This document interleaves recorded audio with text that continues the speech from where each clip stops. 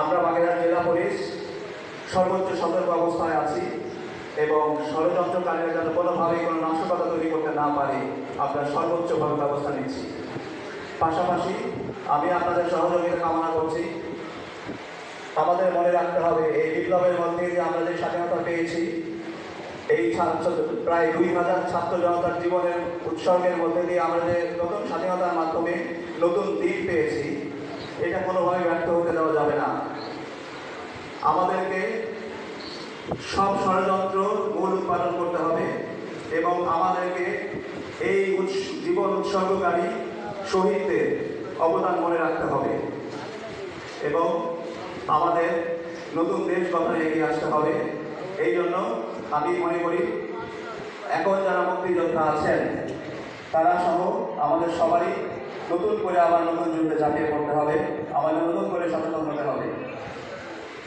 বাগেরহাট জেলা পুলিশের পক্ষ থেকে আমি আপনাদের সহযোগিতা কামনা করি এবং আমি প্রত্যাশা করি আপনাদের সহযোগিতার মধ্যে দিয়ে এতদিন পর্যন্ত যেভাবে আইন শৃঙ্খলা রক্ষা করে ষড়যন্ত্রকারীদের সব ষড়যন্ত্র আমরা রুখে দিয়েছি, সামনের দিনগুলোতেও আমরা সেভাবেই কাজ করে যাব।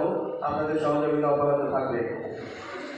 আমি বিশেষভাবে কৃতজ্ঞতা ও ধন্যবাদ জানাই বাগেরহাট জেলা প্রশাসনকে এরকম একটি মহৎ অনুষ্ঠানে আমাকে এখানে দাঁড়ানোর সুযোগ করে দেওয়ার জন্য এবং এত জাতীয় বীর সন্তান তাদের সামনে কথা বলার সুযোগ করে দেওয়ার জন্য। আমি নিজে একজন মুক্তিযোদ্ধার সন্তান। আমি জানি বীর মুক্তিযোদ্ধার পরিবারের সম্মান কতটুকু এবং বীর মুক্তিযোদ্ধা পরিবারের সন্তান হওয়ার জন্য কতটা গর্বিত আমি বোধ করি। আমি আজকের এই অনুষ্ঠানের মধ্যে দিয়ে আমি সবাইকে আহ্বান করব ৭১-এর মুক্তিযুদ্ধের যে আত্মত্যাগকারী শহীদ সহ সকল মুক্তিযোদ্ধাদের আমরা যেন ভুলে না যাই, তাদের অবদানকে আমরা যেন সবসময় স্মরণ করি এবং তাদেরকে আমরা মনে রাখি।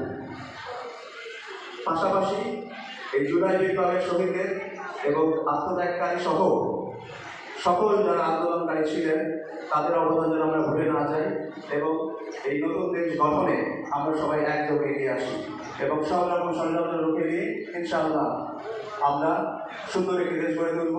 পাশাপাশি বাগেরহাট জেলা পুলিশের পুলিশ সুপার হিসেবে আপনাকে প্রস্তুতি দিচ্ছি আমি যে আপনাদের সহযোগিতা নিয়ে বাগেরহাটকে সন্ত্রাসমুক্ত, চাঁদাবাজমুক্ত, অস্ত্রমুক্ত একটি সুন্দর বাগেরহাট জেলায় গড়ে তুলতে পারব। আপনারা সবসময় আমাকে সহযোগিতা করেছেন, ভবিষ্যতে সহযোগিতা করবেন। পরিশেষে সবাইকে পবিত্র মাহে রমজানের শুভেচ্ছা জানাই এবং যে কয়েকদিন আছে আমি আশা করবো আমরা সবাই রমজানের পবিত্রতা ধরে রাখবো। সামনে ঈদ উল ফিতরের শুভেচ্ছা জানাচ্ছি সবাইকে। পাশাপাশি এই ঈদ উল ফিতরের সময়ে আমাদের অপরাধ, চুরি, ডাকাতি, ছিনতাই বাড়ার একটা প্রবণতা থাকে। আমরা বাগেরহাট জেলা পুলিশ সতর্ক আছি। পাশাপাশি আপনাদের সহযোগিতা কামনা করি এবং আমি আশা করি আপনারা যারা ঈদের ছুটিতে যাবেন তারা অবশ্যই বাসার নিরাপত্তা ব্যবস্থা জোরদার করবে।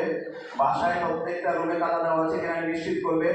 বাসার দরজা জানালা যেন মজবুত থাকে এটা নিশ্চিত করবে, কারণ এই সময় চুরি, ছিনতাই এই সুযোগটা দুষ্কৃতিকারীরা বেছে নেবে। আমি সবাইকে পবিত্র ঈদ উল ফিতরের শুভেচ্ছা জানাই। পাশাপাশি সবার সহযোগিতার মধ্যে দিয়ে আমি আশা করি শুধু একটি পবিত্র ঈদ উল ফিতর আমরা পালন করতে পারব।